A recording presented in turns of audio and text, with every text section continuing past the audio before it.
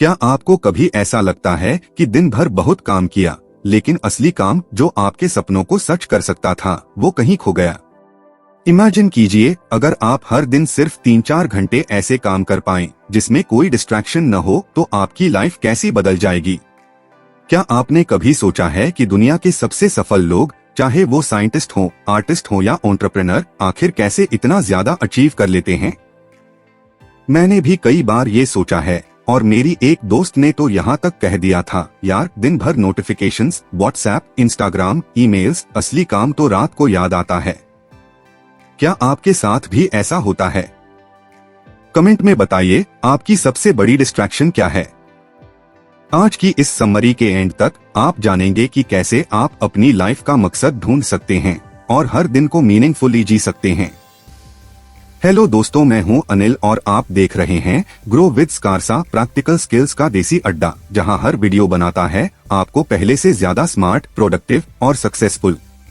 आज हम बात करने वाले हैं कैल न्यूपोर्ट की बहुचर्चित बुक डीप वर्क के बारे में, जो बताती है कि कैसे डिस्ट्रैक्शन फ्री कंसंट्रेशन से आप अपनी प्रोडक्टिविटी को सुपर पावर बना सकते हैं।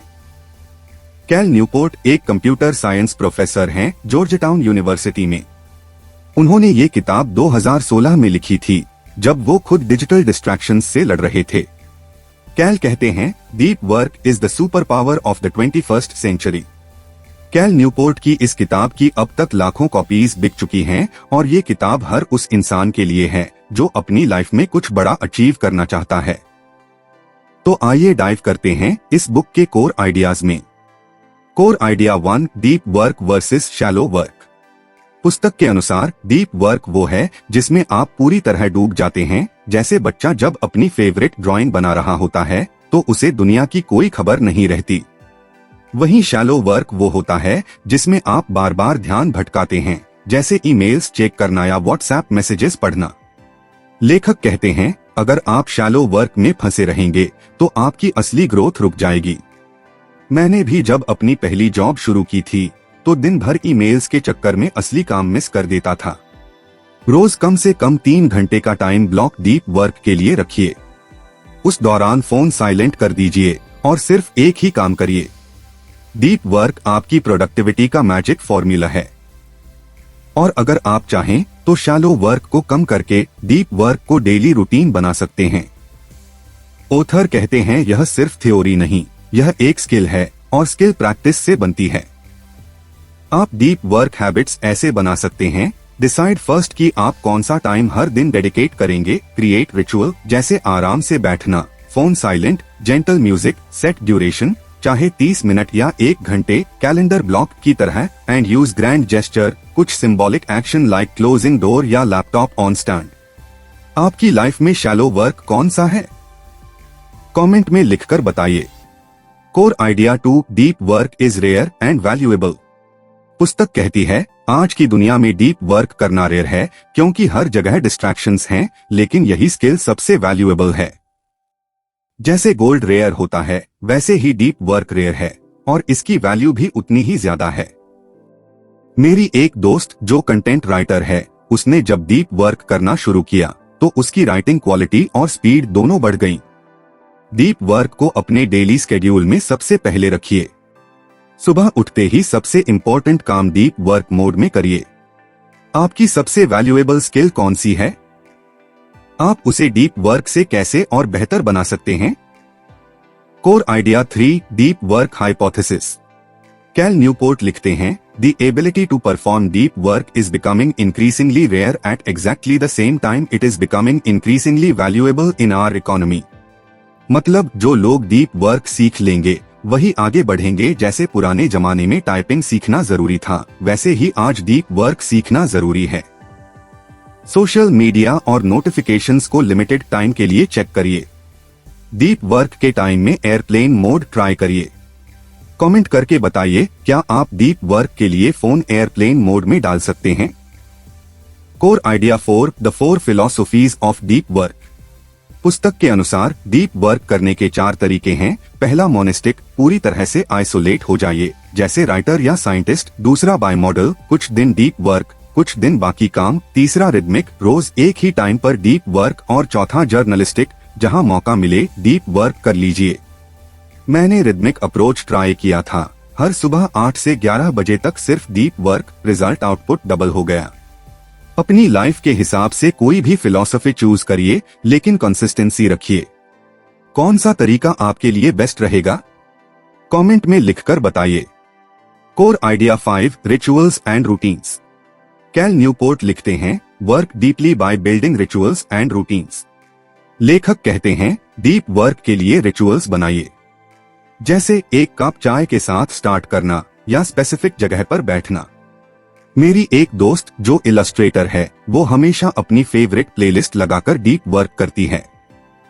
डीप वर्क से पहले एक छोटा सा रिचुअल बनाइए, जिससे दिमाग को सिग्नल मिले अब फोकस टाइम शुरू। Core idea 6 embrace boredom. पुस्तक कहती है कि डिस्ट्रैक्शन से ऊपर उठने के लिए हमें बोर्डम को भी एम्ब्रेस करना होगा। बोर्डम से डरिए मत, डिस्ट्रैक्शन की आदत छोड़िए। जब बोर्ड फील हो, फोन मत उठाइए, इंस्टेड अपने दिमाग को फ्री सोचने दीजिए। ऑथर कहते हैं, don't take breaks from focus, take breaks from distraction. Boredom स्वीकार करने से हम अपने अटेंशन मसल को स्ट्रेंथन करते हैं। मैंने मेट्रो में ट्रैवल करते हुए प्रोडक्टिव मेडिटेशन ट्राई किया। फोन नहीं, बस अपने अगले प्रोजेक्ट के बारे में सोचा। रिजल्ट, नए आइडियाज आए। दिन में कम से कम 10 मिनट बिना किसी स्क्रीन के बैठिए, बस सोचिए, क्या आप 10 मिनट्स बिना फोन के रह सकते हैं? Core idea 7 quit social media. Cal Newport लिखते हैं, सोशल मीडिया जरूरी नहीं है। अगर आपको लगता है कि ये आपके काम में मदद नहीं कर रहा, तो छोड़ दीजिए। सोशल मीडिया केवल हमारे अटेंशन को चुराता है, हमारा टाइम खराब करता है और डीप थिंकिंग को रोकता है। पुस्तक कहती है, ambitious people should only use social media rarely and consciously, like a tool not a habit.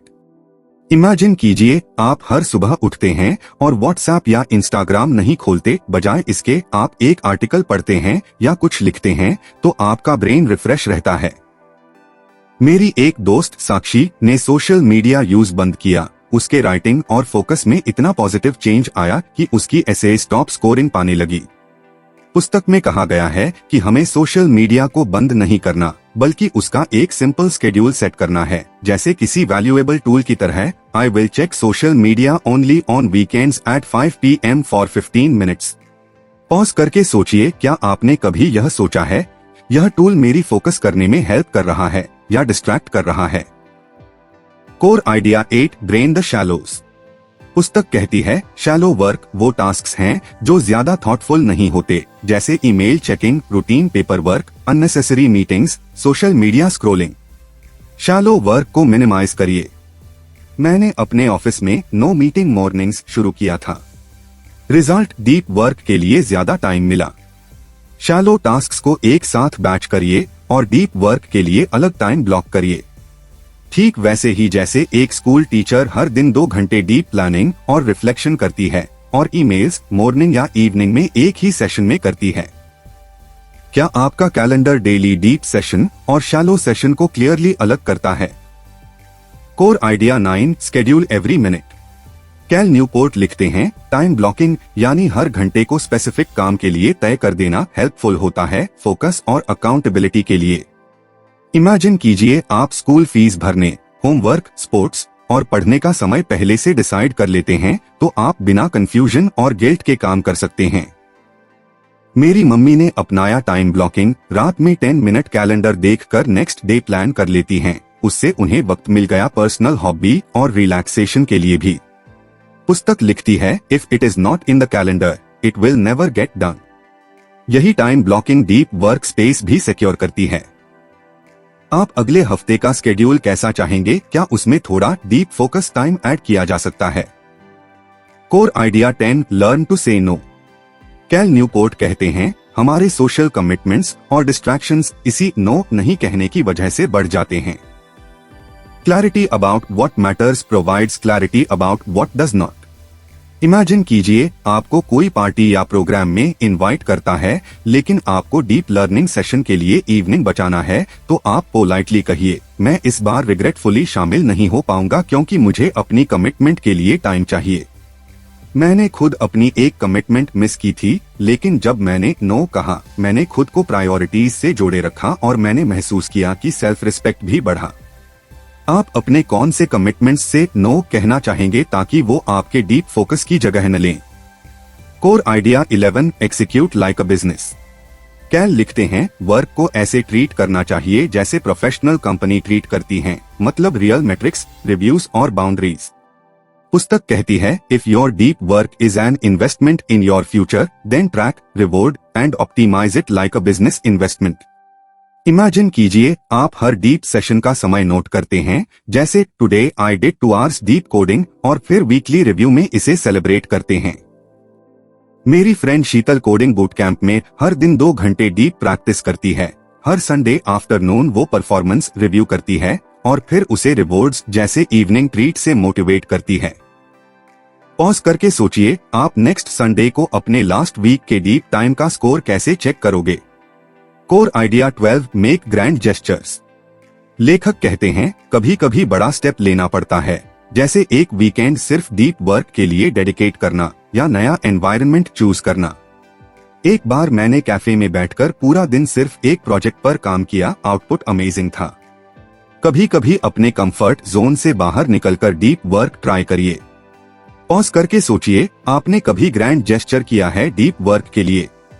Core idea 13, work with intensity, rest with intensity.